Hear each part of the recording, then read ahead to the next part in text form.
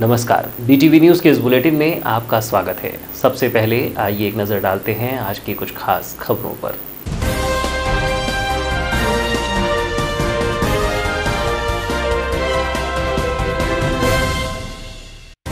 Trauma centre के पीछे नवजात बालिका के शव मिलने से मची सनसनी। ट्रामा सेंटर के सीवर में मिला नवजात का शव। सफाई सुपरवाइजर ने सिविल सर्जन को दी जानकारी। नवजात के सिर की गठान से हुई पहचान। नवजात को जन्म देने वाली प्रसूता की भी हो चुकी है मौत। प्रसूता के शव को ले गए परिजन, नवजात को छोड़ा। नागपुर डिवीजन की डीआरएम ने किया बालाघाट रेलवे स्टेशन का निरीक्षण। बालाघाट से जबलपुर सीधी रेल सेवा फिर बना सपना। जनवरी 2019 तक कार्य पूर्ण होना नहीं है संभव, डीआरएम ने दी जानकारी। समनापुर पहुंचकर विद्युतीकरण कार्य का लिया जायजा। और वारासिमनी नगर में धूमधाम से मनाया गया भुजली पर्व। कोष्ठी समाज के द्वारा नगर में निकाली गई विशाल शोभा यात्रा। युवाओं ने निकाली नगर में बाइक रैली। स्थानीय चंदन नदी घाट पहुंचकर किया भुजलियों का विसर्जन। और अब समाचार विस्तार से। कन्या भ्रूण हत्या के मामले में भले ही बालाघाट का नाम न आता हो, लेकिन आज भी कन्या के जन्म पर कुछ लोग उसे अभिशाप ही मानते हैं। जिले में नवजातों को झाड़ियों में फेंकने के मामले कई बार प्रकाश में आए हैं, लेकिन इस बार मामला जिले के ट्रामा सेंटर का ही है। प्राप्त जानकारी के अनुसार एक महिला ने 26 अगस्त की दोपहर एक मृत नवजात बालिका को जन्म दिया और शाम 5 बजे प्रसूता की भी मौत हो गई। प्रसूता के परिजनों ने मृतिका प्रसूता को तो अपने साथ ले जा लिया, लेकिन दोपहर में जन्मी मृत नवजात बालिका को ट्रामा सेंटर के सीवर में ही डालकर चले गए, जिसकी जानकारी सीवर साफ करने वाले सफाई सुपरवाइजर को उस समय प्राप्त हुई जब वह शाम 6:15 पर ट्रामा के सीवर को साफ करने के लिए ट्रामा सेंटर के पीछे पहुंचा। लेकिन जैसे ही उसने सीवर का ढक्कन खोला तो उसे कपड़े में बंधा हुआ नवजात का शव मिला, जिसके बाद तो जैसे पूरे ट्रामा सेंटर में भूचाल की स्थिति निर्मित हो गई।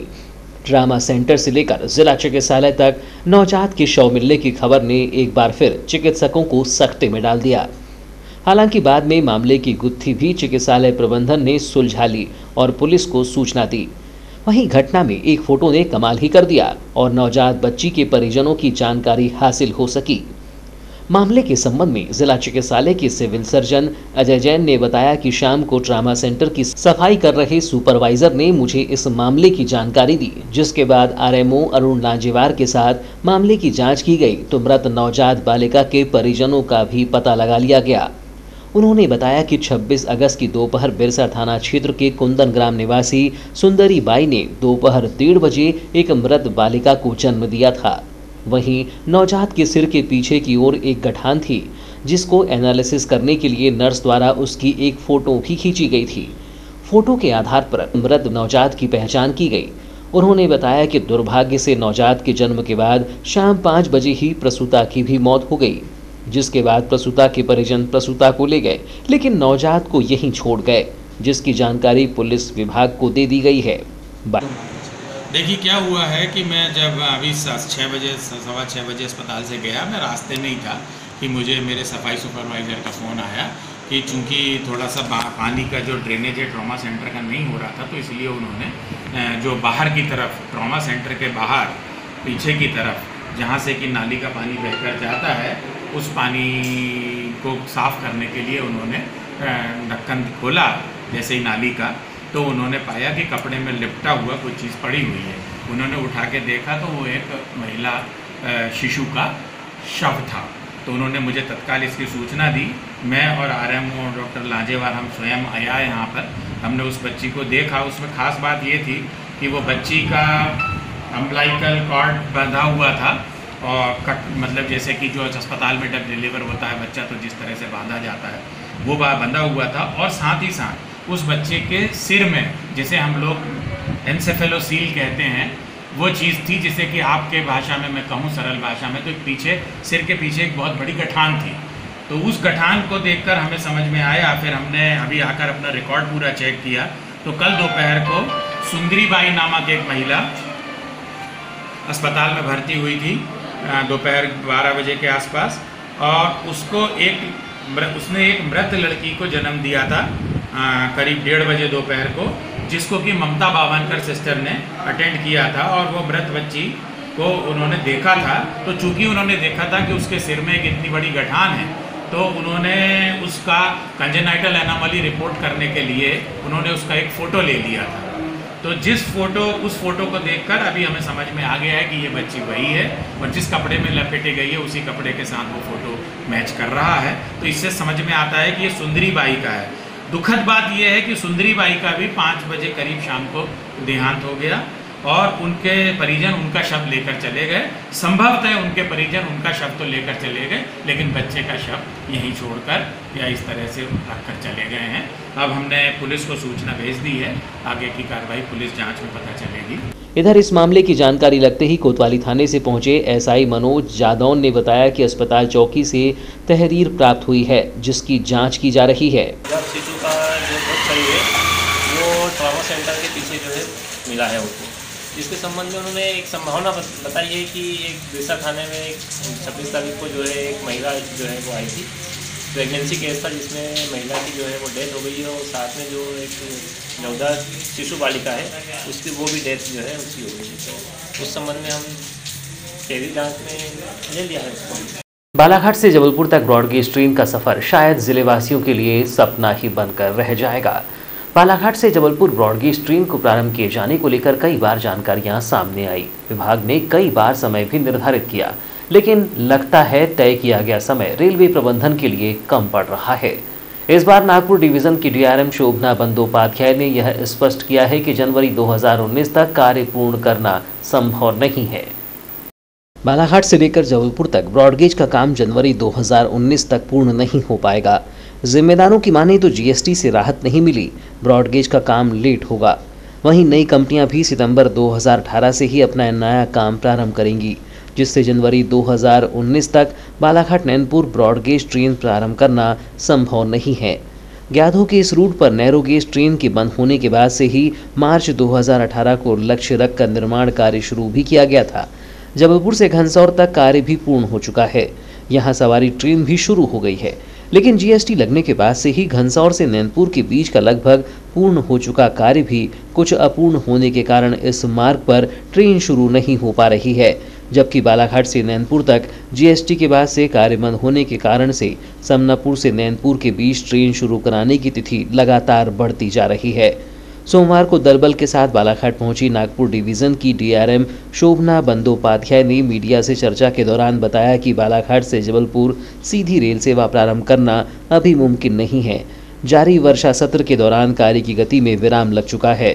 सितंबर के बाद ही पुनः कार्य प्रारंभ हो सकेगा, जिससे यह कहा जा सकता है कि जनवरी 2019 में बालाघाट से जबलपुर सीधी रेल सेवा प्रारंभ नहीं हो सकती। थोड़ा सा डिले तो होगा, 2019 तक नहीं हो पाया है। 2019 तो लगभग आ ही गया। मुझे लगता है कि 2019 में हो जाएगा, पर जनवरी में नहीं हो पाएगा। ऐसा देखिए, हम लोगों का क्या होता है, हमेशा टारगेट हम जो वित्तीय वर्ष रहता है, हम टारगेट तो 31 मार्च ही रखते हैं। तो प्रयास तो रहेगा कि हम उस टारगेट को अचीव करें, पर बहुत सारी बीच में व्यवधान है। बालाघाट पहुंची डीआरएम शोभना बंदोपाध्याय ने बालाघाट पहुंचकर बालाघाट रेलवे स्टेशन का जायजा लिया। इस दौरान उन्होंने टिकट घर सहित दिव्यांग शौचालय से लेकर आम यात्रियों के लिए बने शौचालयों को भी देखा, जहां गंदगी को लेकर उन्होंने स्टेशन अधीक्षक को फटकार भी लगाई। वहीं रेलवे स्टेशन में टपकती हुई छत को लेकर भी स्टेशन मेंटेनेंस टीम से सवाल जवाब किए गए।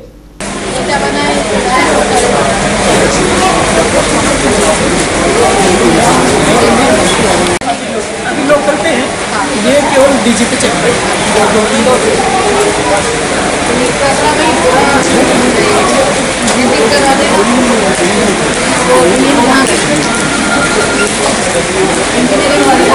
डीआरएम बनने के बाद पहली बार बालाघाट पहुंची शोभना बंदोपाध्याय ने बताया कि बालाघाट से समनापुर के बीच हुए विद्युतीकरण कार्य का निरीक्षण करने वह आज बालाघाट पहुंची हैं।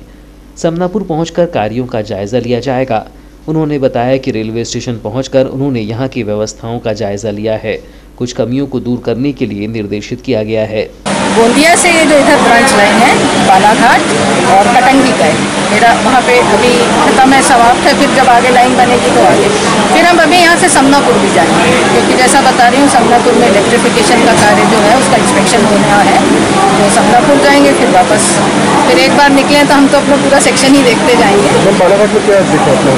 पानी का खतरा है? हाँ बालाघाट तो ये अभी हाँ थोड़ा सा यहाँ जो छोटी छोटी चीज़ें हैं जो डे टू डे मेंटेनेंस है, थोड़ा टॉयलेट्स वगैरह का मैंने देखा कि साफ़ सफाई अच्छी नहीं है।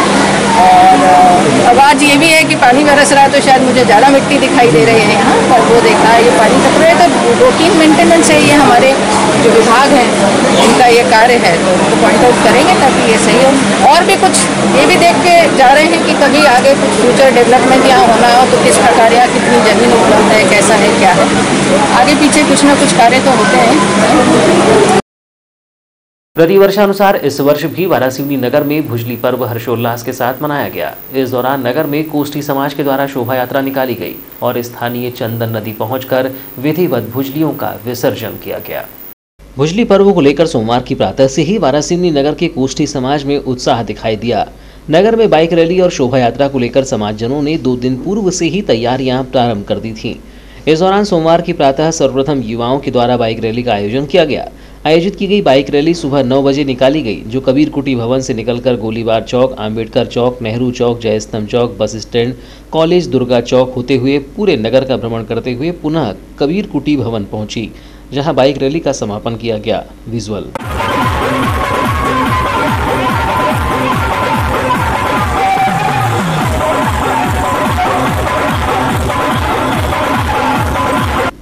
वहीं शाम 4 बजे से स्थानीय कबीर भवन में कबीर साहिब की आरती की गई।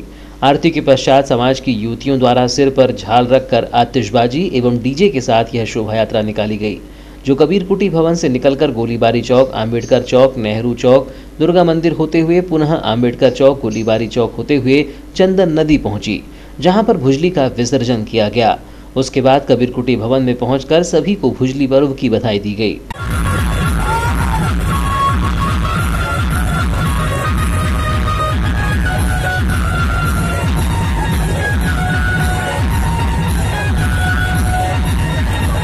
भुजली पर्व के अवसर पर समाज के अध्यक्ष राजू बोकड़े ने बताया कि हर वर्ष की तरह इस वर्ष भी कोष्ठी समाज द्वारा भुजली पर्व मनाया जाता है।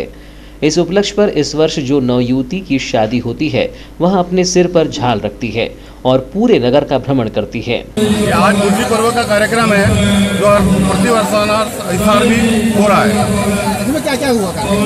इसमें सुबह बाइक रैली निकाली गई और अभी 4 बजे झंडा वंदन हुआ और अभी अपने भुजली अपने भव्य यात्रा निकाली जाएगी। और भी क्या कार्यक्रम होंगे? इसके बाद मिलन समारोह होगा सब अतिथिगणों के साथ, सामाजिक बंधुओं के साथ। कितने नौवाई के जोड़े हैं इस बार? कितने जोड़े नौवाई के इस साल नौवीं जोड़े 18 है। इस उपलक्ष्य पर समाज के अध्यक्ष राजू बोकड़े, युवा अध्यक्ष मनीष हेड़ाऊ, महिला अध्यक्ष सुभाषिनी बोकड़े, उपाध्यक्ष आकाश आरजे, सचिव पुनीत बोकड़े, सचिव विशाल गोखले, सोनू सोनकुसरे, आशीष आरजे, मिथुन बर्डे, मोनू लिमजे सहित नेतागण, विधायक डॉक्टर निर्मल, पूर्व विधायक प्रदीप जायसवाल, समाजसेवी गौरव सिंह पारधी, पार्षद संदीप मिश्रा, विक्की एड़े, मनोज दादरे सहित एवं अन्य नगरवासी भारी संख्या में गणमान्य लोग उपस्थित रहे। भरवेली थाना अंतर्गत मंझारा टोला में सोमवार प्रातः 10 से 10:30 बजे के बीच एक दामाद ने अपने ही ससुर की कुल्हाड़ी से हत्या कर दी। बताया जाता है कि उस वक्त घर में ससुर और दामाद के अलावा कोई नहीं था। हालांकि अब तक हत्या की कोई साफ वजह सामने नहीं आई है। मिली जानकारी के अनुसार थाना अंतर्गत मंझारा टोला निवासी 57 वर्षीय जीवन सिंह वरकड़े की बेटी शिशुला बाई का विवाह 15 वर्ष पूर्व लामता थाना अंतर्गत पादरीगंज निवासी फूल सिंह ध्रुवे से हुआ था, जिसके बाद से दामाद फूल सिंह ससुराल मंझारा टोला में ही ससुर के बाजू में रहकर निवास करने लगा था और यही वह कमाने खाने लगा था। सोमवार की सुबह जीवन सिंह की दूसरी पत्नी लीलाबाई मंदिर गई हुई थी। घर में उसकी छोटी बेटी थी। इस दौरान ही जीवन सिंह के दामाद फूल सिंह ने अपने ससुर पर कुल्हाड़ी से सिर पर प्राण घातक हमला कर दिया, जिससे घायल हालत में जिला चिकित्सालय लाया गया, लेकिन यहां उसकी मौत हो गई। घटना की जानकारी मिलने के बाद भरवेली थाना प्रभारी एम के धाकड़ ने पुलिस टीम के साथ शव बरामद कर पंचनामा कार्यवाही कर पोस्टमार्टम करवाकर शव परिजनों को सौंप दिया है। मामले में पुलिस ने आरोपी दामाद के खिलाफ हत्या का मामला दर्ज कर जांच में लिया है। बताया जाता है कि जीवन सिंह की 2 पत्नी थी। जिस दामाद ने उसकी हत्या की है वह उसकी पहली पत्नी की बेटी थी, जबकि उसकी दूसरी पत्नी से एक बेटी है, जिसने ही आवाज देकर परिजनों को बताया। उसे डर था कि जीजा उसकी भी हत्या न कर दे। इस मामले में भरवेली थाना के उप निरीक्षक M.K. धाकड़ ने बताया कि दामाद शादी के बाद से ही अपने ससुराल में रहता था, जिसके बारे में बताया जाता है कि वह सन की किस्म का था, जिसके द्वारा अपने ससुर के सिर पर कुल्हाड़ी के पीछे से 5-6 वार किए गए, जिससे जीवन सिंह की मौत हो गई। मामले में हत्या कायम कर आरोपी दामाद फूल सिंह की तलाश की जा रही है। सर, एक घटना हुई थी आपको मजारा टोला में, एक व्यक्ति ने अपनी ससुर को मार दिया। सर, क्या मामला था? जीवन बरकड़े करके एक व्यक्ति है, 57 साल की करीब उम्र है, मजारा टोला में। उसका दामाद करीब 15 साल से उसी के यहाँ रह रहा था, जो कि पादरीगंज थाना चांगुटोला का रहने वाला है। किसी बात को लेकर उसमें झगड़ा विवाद हुआ ऐसा है, और उसने कुल्हाड़ी से अपने ससुर की हत्या कर दी है, और आगे कार्रवाई जारी है। सर, क्या आरोपी का नाम क्या? सर, आरोपी गिरफ्तार हो चुका है? आरोपी भी गिरफ्तार नहीं हुआ। फूल सिंह ध्रुवे है, निवासी पादरीगंज का, और 15 वर्ष से वो ससुर के घर में ही रह रहा था। किन किन धाराओं के तहत कार्रवाई की जाएगी?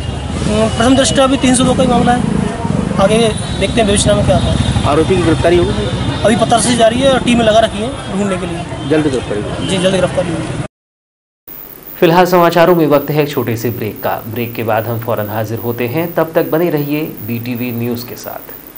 श्री वर्धमान साड़ी भंडार, साड़ियों एवं कपड़ों के थोक विक्रेता। साड़ियाँ ही साड़ियाँ, साड़ियों का संसार। नारी के सौंदर्य को निखारती है साड़ियाँ। श्री वर्धमान साड़ी भंडार, क्योंकि हम रखते हैं आपकी पसंद का पूरा ख्याल। हमारे यहाँ आप पाएंगे दुल्हन की साड़ियाँ, डिजाइनर लाचे, दूल्हे के लिए मनपसंद सूट एवं शेरवानी, ब्रांडेड सियाराम एवं रेमंड की सूटिंग शर्टें, वायल, पातल, सूट पीस एवं कुर्तियाँ, लेगी, रूबिया ब्लाउज, दुपट्टे, पेटीकोट, फॉल, अस्तर, मैचिंग की 99% गारंटी, कंबल, बेडशीट, दरी, पर्दे के कपड़े, सोफा कवर, कालीन, चादरें, कारपेट की विशाल श्रृंखला, भगवान के वस्त्र, विशेष आकर्षण, चमकदार सूट पीस। तो फौरन चले आइए आपके पसंदीदा शोरूम में। समय सुबह 10:30 बजे से शाम 6:30 बजे तक। हमारा पता है वर्धमान साड़ी भंडार, श्यामा प्रसाद मुखर्जी कॉम्प्लेक्स, श्याम टॉकीज के सामने, बालाघाट। इसी के साथ ही हमारा अन्य प्रतिष्ठान वर्धमान ज्वेलर्स, जहां आपके लिए है सोने एवं चांदी से बने आकर्षक आभूषण, जैसे हार सेट, चेन, अंगूठी, पायल, बिछिया और भी बहुत कुछ। तो हम कर रहे हैं आपका इंतजार। हमारा पता है Shri Varthaman jewellers, Shyama Prasad Mukherjee complex, Balaghat. Break के बाद एक बार फिर आपका स्वागत है। मदर टेरेसा जयंती के अवसर पर सोमवार को मदर टेरेसा सेवा समिति बालाघाट द्वारा इस वर्ष भी रक्तदान शिविर का आयोजन किया गया। इस दौरान समिति के अध्यक्ष व सदस्यों ने जिला अस्पताल पहुंचकर रक्तदान किया व औरों को भी रक्तदान किए जाने का संदेश दिया। इस बार लगभग 40 यूनिट रक्तदान का लक्ष्य समिति के द्वारा रखा गया था। मदर टेरेसा सेवा समिति द्वारा सोमवार को जिला अस्पताल में रक्तदान शिविर का आयोजन किया गया। इसमें समिति के सदस्यों द्वारा लगभग 24 यूनिट रक्तदान किया गया। इसमें महिलाओं ने भी रक्तदान कर पीड़ित मानवता की सेवा में अपना योगदान देकर मदर टेरेसा के पदचिन्हों पर चलने का संकल्प लिया। मदर टेरेसा सेवा समिति के अध्यक्ष राजेश मरार ने सभी रक्तदाताओं को रक्तदान करने प्रेरित करते हुए कहा कि सेवामयी मदर टेरेसा ने अपना संपूर्ण जीवन मानव सेवा में समर्पित कर दिया। उनके आदर्शों को अपनाते हुए उनके बताए गए मार्गों पर चलने का प्रयास किया जा रहा है। उन्होंने कहा कि रक्त नाड़ियों में बहे, नालियों में नहीं। हर मानव को सेवा के कार्यों में आगे आकर अपना योगदान देना चाहिए। उन्होंने कहा कि हर वर्ष मदर टेरेसा की जयंती अवसर पर भी रक्तदान शिविर व मरीजों को फल वितरण किया जाता है। टेरेसा की जयंती के अवसर पर प्रत्येक वर्ष के अनुसार इस वर्ष भी मदर टेरेसा सेवा समिति के सदस्य लोगों ने जो दूर दराज से आते हैं, जो रक्त की कमी से पीड़ित रहते हैं, उन लोगों के लिए रक्तदान का शिविर रखा है और यहाँ पे सभी सदस्य लोग रक्तदान कर रहे हैं। और हमारा यह आग्रह है लोगों से कि साल में कम से कम 2 बार रक्तदान करें, ताकि जो पीड़ित शोषित मरीज रहते हैं, जो बहुत कमज़ोर रहते हैं, जो बहुत गरीब रहते, परिस्थिति के मारे रहते, उनको रक्त की पूर्ति हो।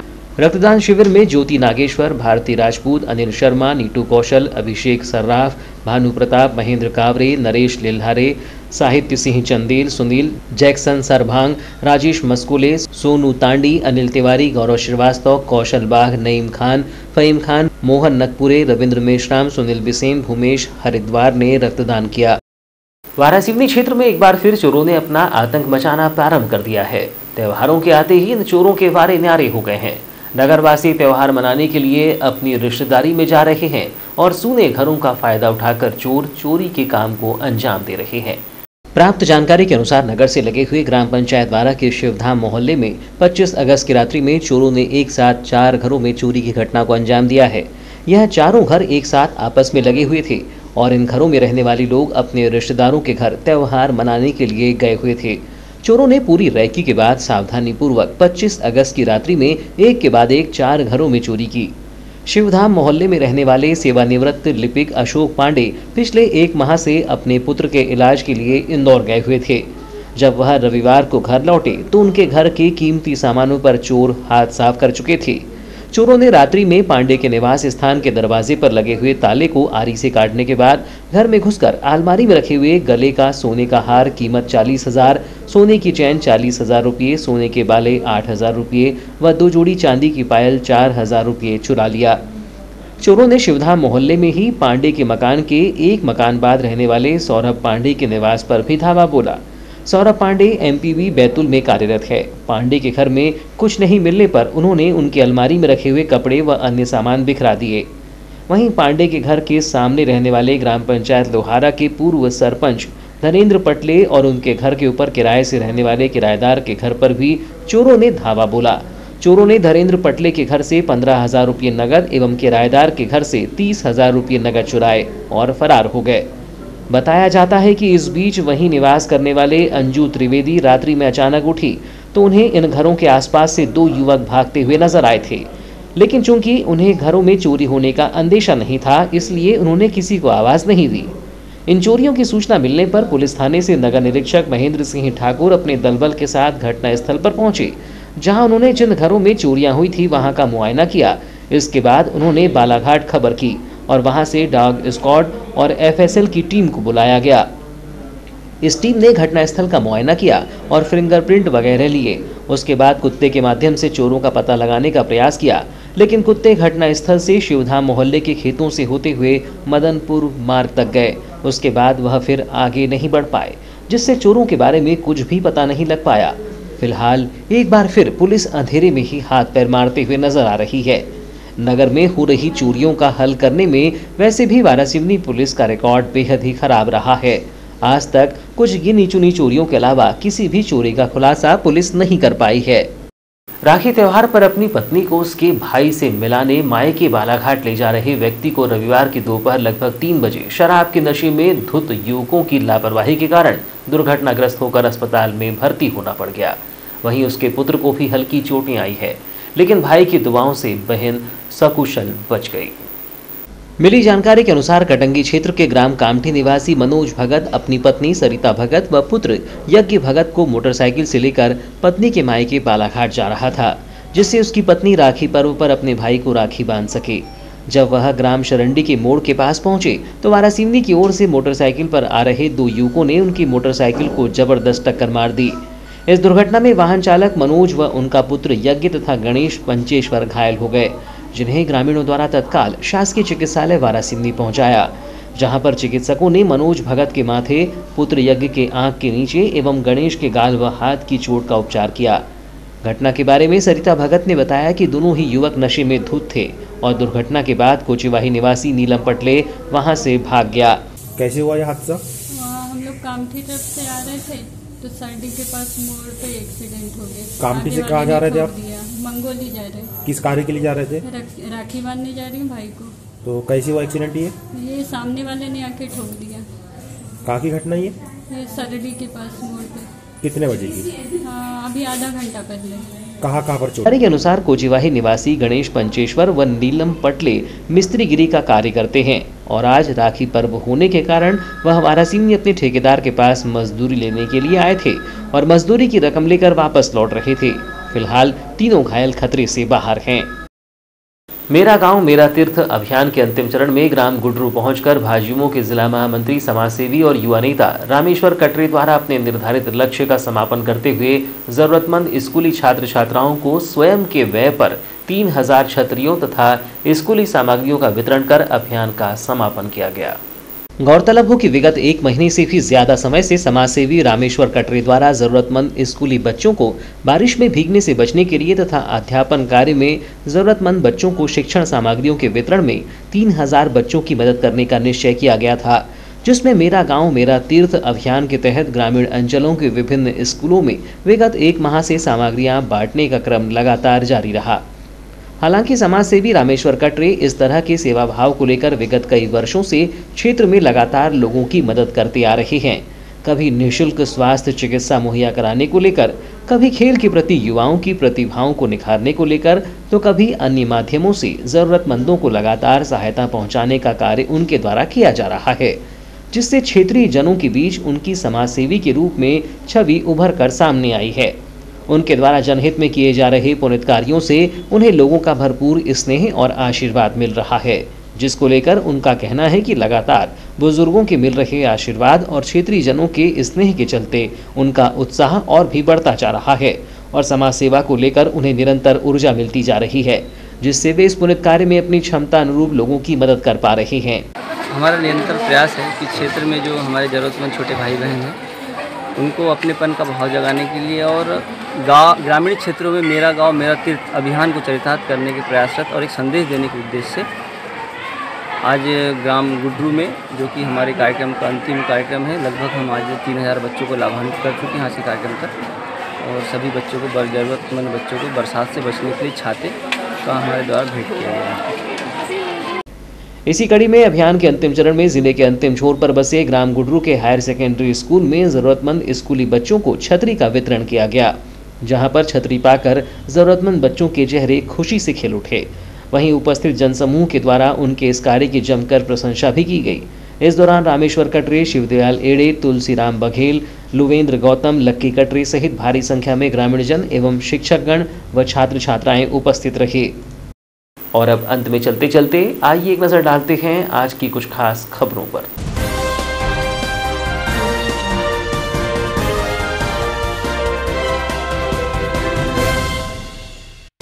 ट्रामा सेंटर के पीछे नवजात बालिका के शव मिलने से मची सनसनी। ट्रामा सेंटर के सीवर में मिला नवजात का शव। सफाई सुपरवाइजर ने सिविल सर्जन को दी जानकारी। नवजात के सिर की गठान से हुई पहचान। नवजात को जन्म देने वाली प्रसूता की भी हो चुकी है मौत। प्रसूता के शव को ले गए परिजन, नवजात को छोड़ा। नागपुर डिवीजन की डीआरएम ने किया बालाघाट रेलवे स्टेशन का निरीक्षण। बालाघाट से जबलपुर सीधी रेल सेवा फिर बना सपना। जनवरी 2019 तक कार्य पूर्ण होना नहीं है संभव, डीआरएम ने दी जानकारी। समनापुर पहुंचकर विद्युतीकरण कार्य का लिया जायजा। और वारासिमनी नगर में धूमधाम से मनाया गया भुजली पर्व। कोष्ठी समाज के द्वारा नगर में निकाली गई विशाल शोभा यात्रा। युवाओं ने निकाली नगर में बाइक रैली। स्थानीय चंदन नदी घाट पहुंचकर किया भुजलियों का विसर्जन। तो ये थी अब तक की खबरें। नई खबरों के साथ एक बार फिर हम हाजिर होंगे, तब तक के लिए दीजिए इजाजत। नमस्कार।